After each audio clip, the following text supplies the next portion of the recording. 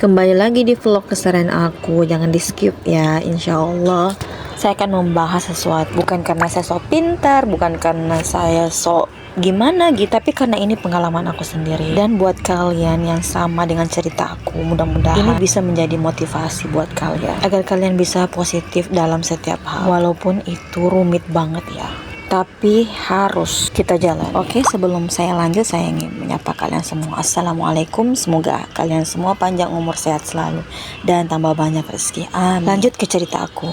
Pernah nggak sih kalian atau pasangan kalian, dan terlebih suami kalian, pada saat kalian proses untuk memperbaiki diri, terus kata pasangan kalian, kok nggak sesuai ya, kok begini ya, kok begitu ya, kok nggak sesuai ya. Dan apalagi kita ini sudah istiqomah memakai cadar, pasti lebih banyak koknya. Astagfirullahaladzim. Buat kalian yang memiliki suami seperti itu, Masya Allah ya, keren banget ujian kalian. Seperti itulah ujian rumah tangga. Kadang ujian dari belakang, ujian dari depan, ujian dari samping kanan kiri kita. Yang aku istilahkan seperti samping kanan kiri itu ada anak perempuan dan anak laki-laki. Dan ujian di belakang itu ketika orang lain bercerita tentang ini itu, tapi dia nggak tahu masalah ujian apa sebenarnya, dan mereka hanya bisa berpendapat sendiri. Itulah yang aku istilahkan ujian. Dan ini lebih berat lagi ujian di depan. Ada suami, ada ujian yang banyak, kayak salah satunya dapur, anak, ekonomi, dan lain-lain. Dan ada pun yang sampai selingkuh ya. Kenapa saya simpan di depan ujian? Karena dia adalah ujian terberat